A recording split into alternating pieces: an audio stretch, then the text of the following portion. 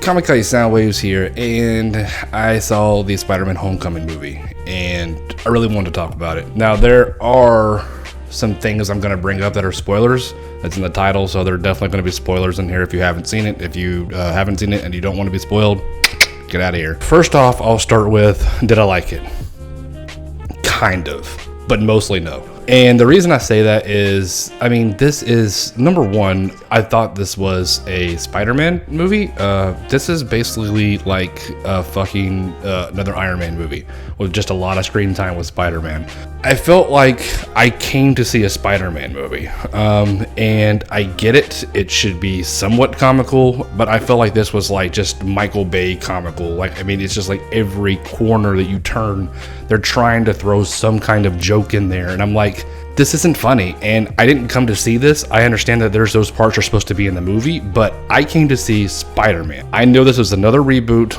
I get it, whatever. I was still excited for it, but the reboot, I was expecting to have another coming tale age of Spider-Man, and you kind of get that. You kind of get where Spider-Man starts, but what I don't like is, I mean, Spider-Man is basically a fuck up in this entire movie.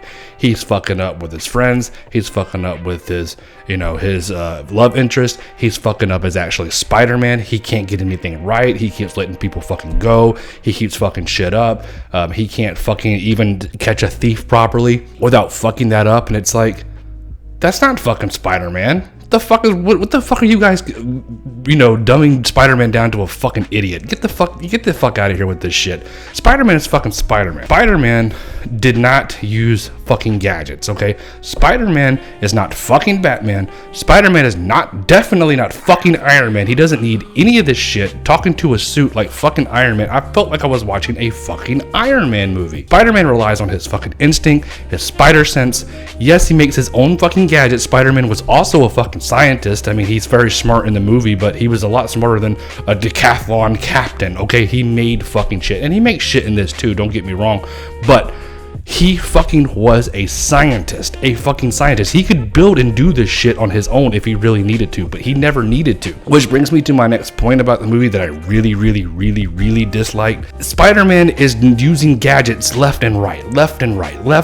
I mean, why are you using fucking gadgets? I get it, I understand it works in the context of the story, but I came to see Spider-Man using spider sense, and it's like they made him weak. Spider-Man is strong as fuck, and don't get me wrong, he's strong in the movie, but like, there's a scene where he's like under rubble and he can't get out. Like, I get it, I mean, it's rubble, I mean, and it's a very pivotal scene in the movie where he learns to rely on himself more than he does the suit, but Spider-Man is strong as fuck. In this movie, they make him look weak. They make him look like he's incompetent. They make him look like he relies on Tony Stark. And like, literally, if Tony Stark pulled his dick out, he would probably suck it.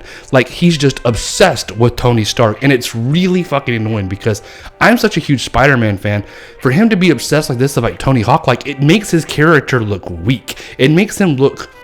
that's the best word I can use. It makes him look weak. It makes him look, I mean, I get it. He wants to be an Avenger. He wants to be like, doing the big boy stuff. And Tony Stark's trying to tell him like, no, you're not ready for this shit. You need to, just be a friendly neighborhood Spider-Man. I get that. And what it boils down to at the end of the movie is Tony Stark kind of offers him a position because it's like Spider-Man basically was fucking up. We already discussed that. Spider-Man's fucking up. He's fucking up a lot. And so Tony Stark's like, okay, you're causing a lot of fucking problems. I'm taking the fucking suit away. Okay, so he fucking ends up doing that. And basically, Spider-Man has relied on the suit so much because, like I said, it's like Tony Stark's suit. It's fucking mechanical. It can do all this fucking shit. And now he's relied on the suit so much, now he doesn't know what to do without it. So, long story, he goes and has a coming of age where he realizes he really doesn't need the suit, so I guess that's where Spider-Man finds Spider-Man. But what I don't get is at the end of the movie, Tony Stark offers him a fucking, a spot on the Avengers, offers him the suit back, and of course he turns it down, but he still gives him the suit, and Spider-Man's like, yeah, I got the suit, and I'm like, but we already discussed that you don't need the suit, like, so why are you... I don't know. Very things that I just don't get, I didn't understand, and what I really don't like is they made Spider-Man look weak. And what I came to see was Spider-Man being cool as hell, as Spider-Man is, kicking your ass, talking shit while he's doing it. You, as a villain, might get 3 or 4, maybe 5 good punches in, but he's gonna make some light of that shit, like back at you or something comical like that, you know? I got none of that. He was talking shit, but talking shit in like a sense of just like how these kids do nowadays, where it's like puns and just stupid like rhetorical shit, and it's like just talking back. Like I feel like Spider-Man was just an adolescent kid just talking back to an adult the entire time. Also, big letdown. My number one thing that I was really excited about seeing in this movie was Michael Keaton. First time when I saw this fucking trailer, I was like, Michael Keaton as the Vulture? Sign me the fuck up right now. Now, after being signed up and going to see it, man, I love me some Michael Keaton, man. Fucking the original Batman. Oh, man. I like Michael Keaton as an actor. Really like a lot of his movies. So when I saw him as playing as the Vulture, as the villain, I was like, oh, man, this is going to be really good. Yeah, no. It starts off with just Michael Keaton, Vulture, learning about how he came to be, and it just seems so forced. It seems so forced to just set up a plot really quickly. Like, here's the Vulture. Like, there was no build up to it, no nothing. Every fight, everything between Spider-Man and the Vulture, it's like, once again, Spider-Man's just getting his ass whooped. Spider-Man can fucking hold his own. I mean, I don't understand. It's like, like I said, every aspect of the movie, Spider-Man's just getting his ass handed to him. And it was super annoying and really was pissing me off at every turn that this was happening. Spider-Man just could not catch a break in this movie whatsoever. But anyway, the Vulture ends up doing a big thing against Tony Stark. Okay, so that's where Spider-Man comes into play. He saves Tony Stark's shit. So basically, Tony Stark at the end, that's why he wanted to give him the suit, etc., etc. Now, I don't like that still at the end, the end fighting scene, Spider-Man's pretty much down for the fucking count and he's about to die. The Vulture just lets him fucking go. Whatever, man, whatever. And of course, Spider-Man kind of saves him and then turns him in at the very last fucking thing. But I will say, to the Vulture's credit, there's some dark scenes in there, man. There was some really dark scenes in there where it's a plot twist where you fucking see that Peter Parker's love interest, after he's kind of given up the Spider-Man thing, and it's all that superhero thing where I'm not a hero anymore, I've given up being a hero for a while, and he tries to go back to his normal life. And so that's what he does. And then he goes on a prom date with his love interest, and it turns out that fucking Michael Keaton is the motherfucking father of his love interest. So that's when he realizes he knows who he is now. He's got to go back. And it's like basically Michael Keaton figures out that the kid he's taken to prom for his daughter is Spider-Man. And that's I will admit, that was a really good scene. Michael Keaton, man, he's got this like smiling, kind of scary face about him. Like, I'm a nice guy, but I will fuck you up. And it was really intense. But long story, he knows what he's going to do. Apparently, Tony Stark is moving all of his shit to the new Avengers building, like how we saw at the end of the last Avengers movie, because the city's all fucked up, etc., etc. So they're moving all this stuff to the new things from the old building. So there's obviously a plane that's moving it from this building to that building. So the Vulture, in typical Vulture fashion from the comic book, he's blah, blah, blah. He's trying to salvage all this shit from Tony Stark. So he tries to break into his plane. Spider-Man stops him. So then Tony Stark's like, hey, good job. Now I'm not mad at you anymore. Whatever. There was a lot of cameos from fucking Captain America. Those, I guess they were trying to be funny, but they weren't funny to me. And then, Peter Parker's best friend finds out that he is Spider-Man, and he's asking him like all these questions about the Avengers, and there's like all these like just weird comic book references put in, like like the Flash, Peter Parker's nemesis in high school. He's just like talking shit about him all the time, blah blah blah, and throwing comic book references in there, like you know Spider-Man, and yeah, I went on a date with Black Widow last night. It's like just stupid shit like that, which I just I get it. I like comic books, but like just because I know about that stuff, and I'm like, hey guys, I know about that. Like, it's who cares? It's like they just try to throw in too many references, like for no if and or odd reason. But I will say the things that I liked about the movie, positive things that I liked about the movie, the kid who plays Spider-Man, he's dead on. Like his look, the way he talks, the way he acts, he's a great character to play Spider-Man. Just everything about him just screams Spider-Man. The way that the movie was handled, in my opinion, is that Spider-Man was just getting his ass whooped repeatedly, just not catching a break, getting fucked over at school, getting fucked over as being Spider-Man, getting fucked over by Tony Stark, and even at the end, he really doesn't do great. I mean, he still kind of gets his ass whooped big time at the end. There's no like moment where I'm like, oh man, Spider-Man's finally come of his own. Like when the movie was over, I still feel like Spider-Man, like he didn't learn anything. Like he still basically got his ass whipped at the end again. Like what the fuck is Spider-Man doing? Like he's not.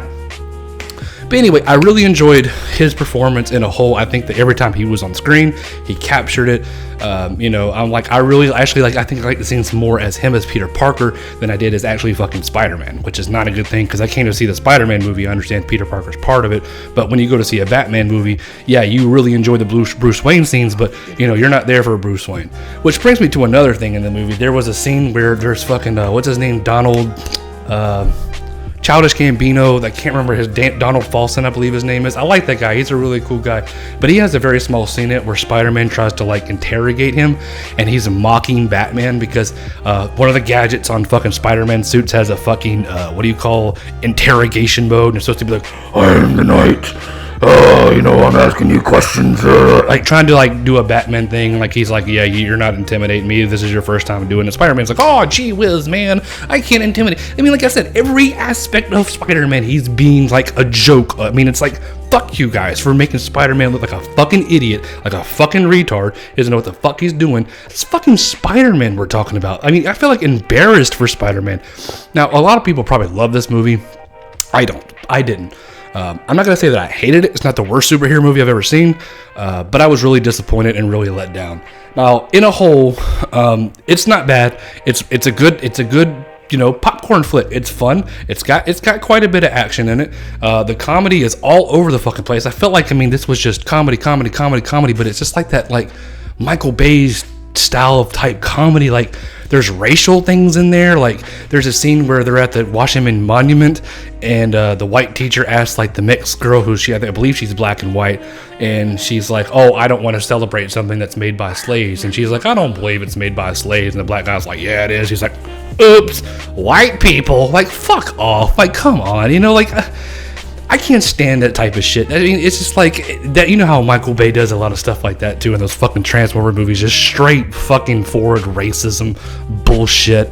And that as soon as I saw that scene, I was like, number one, fuck this movie for shit like that. But anyway, so there is another part of the end of the movie where like fucking Spider-Man is talking to he's doing his normal thing as Peter Parker, and the girl who's been, I guess, somewhat kind of looking at him and really liking him, even though his love interest is now gone because, like I said, her father was a vulture, so now she has to leave town, so that love interest is gone. So now you've got the girl, her name is MJ, so I guess she's the next Mary Jane in the next movie. I don't know, whatever. So when it came to like Tony Stark, I'm not gonna say that like I hated him in it, but I felt like this was definitely a phoned-in performance from Robert Downey Jr. It's like, even at the end of the movie, like where he's offering Spider-Man the Avenger job, he just like, he offers it to him and like knows he's going to deny it. He's just like just hurry up and deliver the line so I can get my fucking check and go. That's what I kind of felt from him. I felt like his performances were kind of rushed. And then there was one scene that really threw me the fuck off. There was one scene, and it was when Spider-Man fucked up the boat, when the whole boat scene, and Iron Man or fucking Robert Downey, fucking Tony Stark is blaming him for fucking up that whole boat scene. Iron Man steps out of his suit, and walks up to Spider-Man like in his face. I'm like, motherfucker, you were walking up on Spider-Man out of your suit like that? Like, do you have a fucking death wish? And that's what I was getting at. Like, Tony Stark, I get it, and there is a connection between Tony Stark and Spider-Man. They were really a lot together in the comic books and blah, blah, blah. But, like, this just took it to a whole different fucking dick-sucking level between these two. And I really did not like how Spider-Man was portrayed in this movie. If they're going to make another Spider-Man movie with this whole setup, I don't think I'd be totally against seeing it. I would hope that in this one we get to see Spider-Man be actually fucking Spider-Man. Fucking actually be the fucking Spider-Man that he's supposed to be. Not a fucking gadget-wielding fucking comical piece of shit mess. Spider-Man is not going to be the butt of every goddamn joke in a movie, or I'm going to riot. Spider-Man is not that type of person. You want to do that shit with another fucking character? No. Well, yes, fine. Do it, whatever. But you're not going to do it with one of my fucking favorite characters of all time, Spider-Man. I really was really looking forward to this movie. And like I said, it's a good popcorn movie. It's a long movie. I think it's definitely over 2 hours. You want to go see it, man? If you haven't seen it already and you sit here and watch this, I would say that it's not terrible. It's not great. It's definitely not great. I wouldn't even say it's good, but I would say it's really, it's pretty average. It's pretty average in my opinion. And, you know, Marvel movies, they always have the thing at the end. And I sat there through the credits knowing that, you know, they're going to have a thing at the end. And it's what? It's nothing. It's just about the fucking Vulture checking into jail, talking about how he's going to get Spider-Man back. And I'm like, what the fuck was this? I sat through the credits for this shit? This is nothing. Oh, fuck that shit, man. I was really pissed off at that shit, too. I sat through all those stupid-ass credits to watch that little fucking 3-minute scene that, like, went nowhere, that didn't explain anything, that didn't give a cool little twist to the next movie. I guess it kind of is, but whatever.